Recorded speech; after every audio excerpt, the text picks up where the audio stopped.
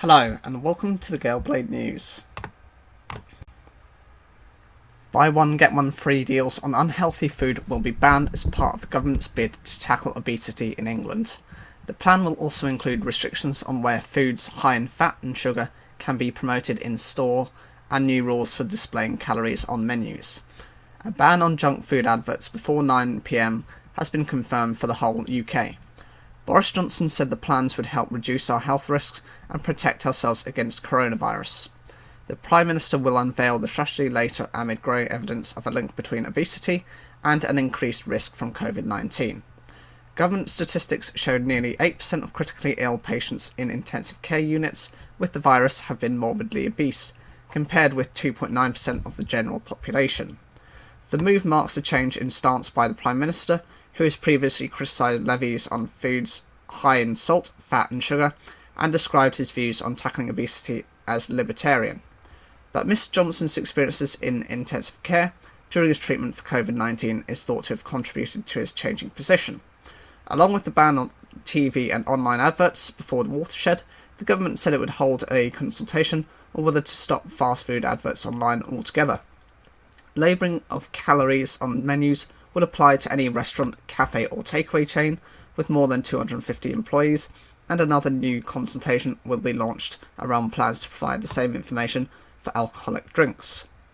If implemented, this will mean radical changes to the way food is marketed.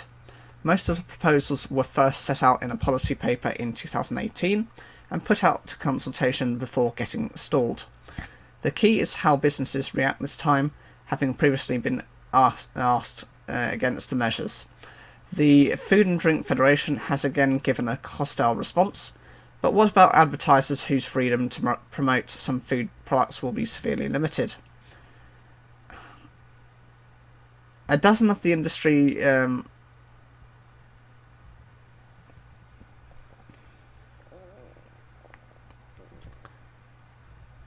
Sir John Hegarty has come out in favour of a ban on TV ads of unhealthy food before the 9 p.m. watershed. He said it was a growing health crisis. Much of the drinks industry has already accepted the need for calorie labelling. Just as Boris Johnson and other Conservative politicians have moved from a libertarian non-interventionist approach to a call for action on obesity, the business lobby could be shifting as well. The new measures will be accompanied by expanded weight management services from the NHS, including online tools and healthy weight coaches to support patients, and a national campaign to help people lose weight and eat more healthily after the wake-up call of coronavirus. GPs will be encouraged to prescribe exercise such as cycling and other activities, and next year doctors will be offered incentives to provide help for people who are obese.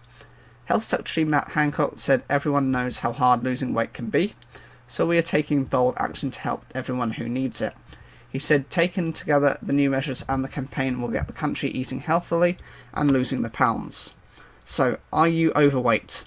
The NHS says most adults with a body mass index BMI of 25 to 29.9 are overweight, while those with a BMI of 30 to 39.9 are classed as obese.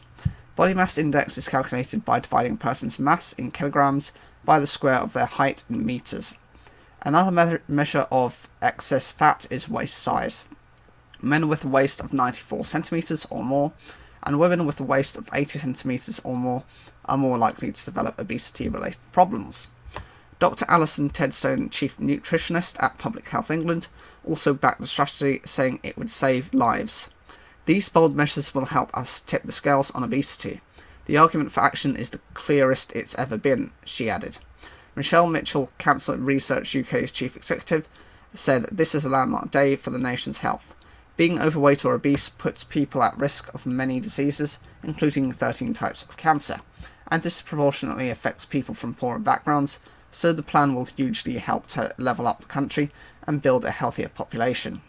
Professor Dame Parveen Kumar, chairman of the British Medical Association's Board of Science, said the BMA has long been calling for new ways to tackle obesity, and we are delighted to see that the government has sat up and listened.